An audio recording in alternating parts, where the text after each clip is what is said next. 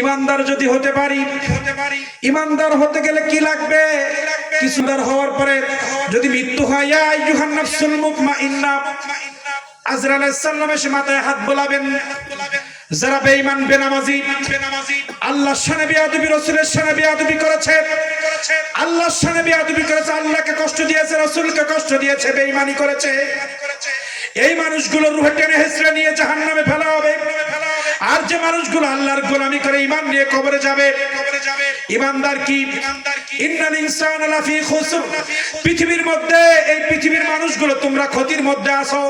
ইল্লাল্লাযীনা আমানু ওয়া আমিলুস সালিহাত ওয়া তাওয়াসাউ বিল হক ওয়া তাওয়াসাউ বিস সাবর, যারা ঈমান এনেছো, সৎ কাজের ইন্তজাম করেছো, সৎভাবে আমার গোলামি করেছো এবং সত্য কথা নিজে বলেছো, সত্য প্রচার করেছো, বিপদে আপদে ধৈর্য ধরেছো, মানুষকে ধৈর্য ধরার সবক দিয়েছো, তোমরা ঈমানদার। আর এই ঈমানদার অবস্থায় যদি তুমি মৃত্যুবরণ করো, আজরাইল তোমার কাছে পাঠাবো, আজরাইল গিয়ে তোমার মাথায় হাত বোলাবে, তোমার মাথায় সুন্দর করে হাত বোলাইবে, সমস্ত শরীরটাকে তোমার বোলাইবে, বলাতে বলাতে কথায় কথায় তোমার জীবনটা বেড়ে আসবে, তুমি একবারও জন্য টের পাবে না।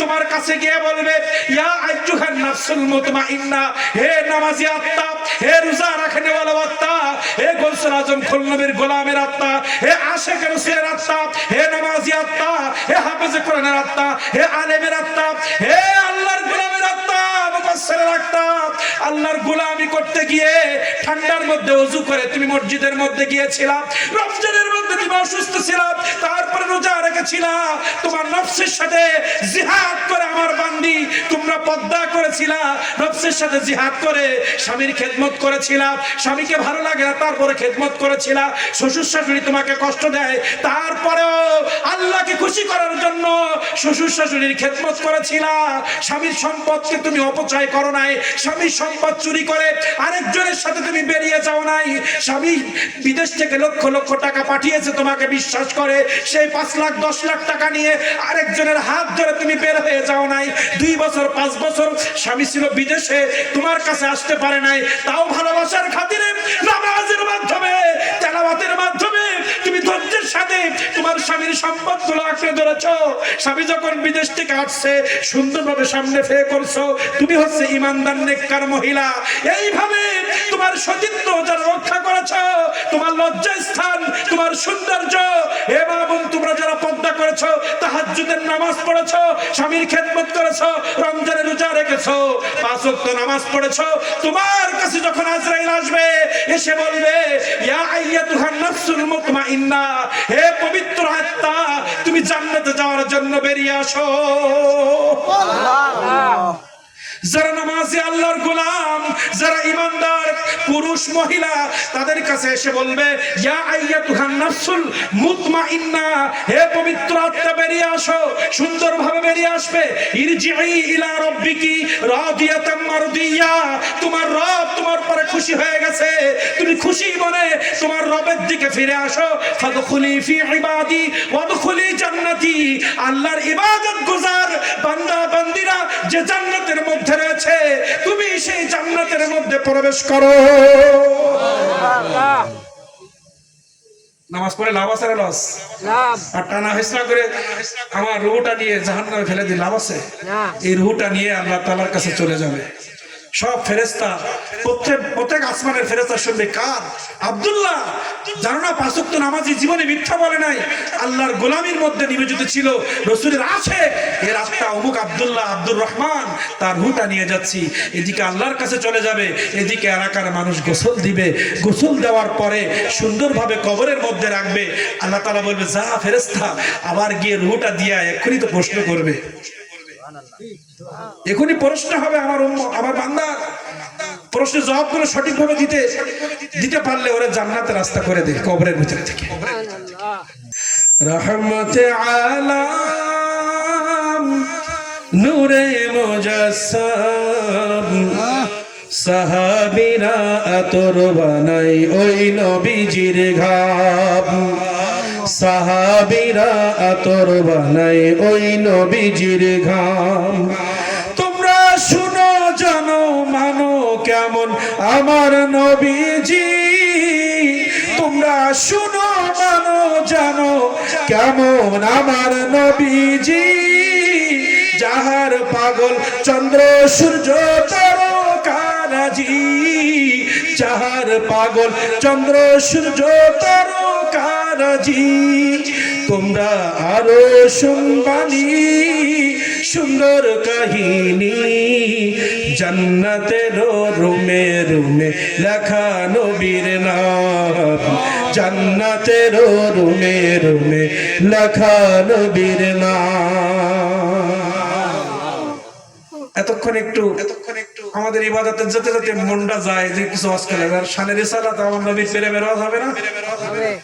আসলে হবে না, চলবে? ওই মুরব্বি চাচা কি বলে, চলবে নাকি?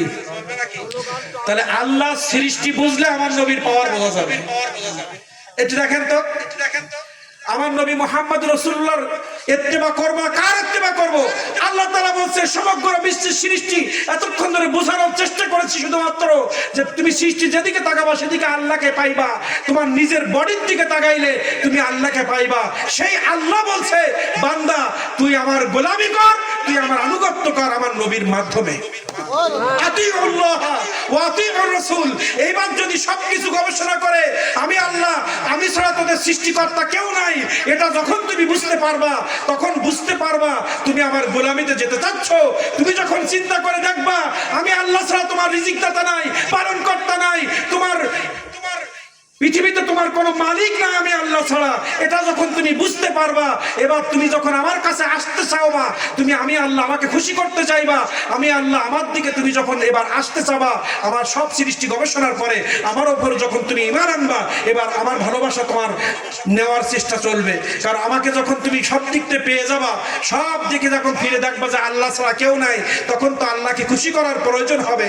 আমার খুশি করতে গেলে আমার নবীর ইত্তেবা করো, আতিউল্লাহ ওয়া আতিউর রাসূল, আর আমার রাসূলের ইত্তেবা করলে আমি আল্লাহ আমার ইত্তেবা হবে।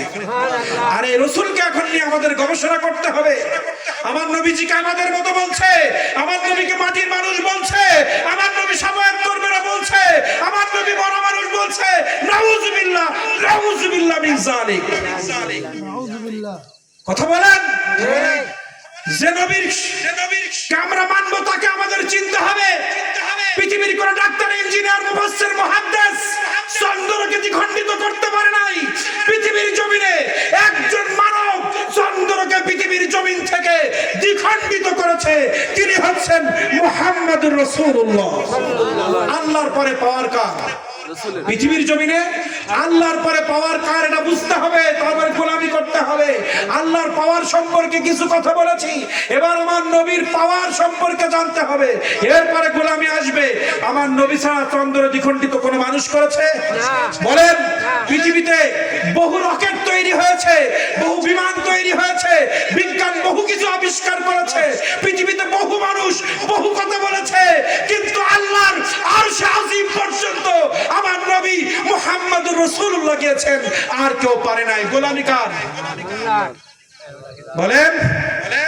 এভাবে যদি কথা বলি, প্রত্যেক সৃষ্টির মধ্যে আমার নবীর নূর মোবারক আছে, এটা প্রমাণ করে দিতে পারবো। কিন্তু অনেক রাত হয়ে গেছে, আরেকদিন হবে, আশপাশে আরো আছে, যাবেন জানতে পারবেন, দোয়া করবেন।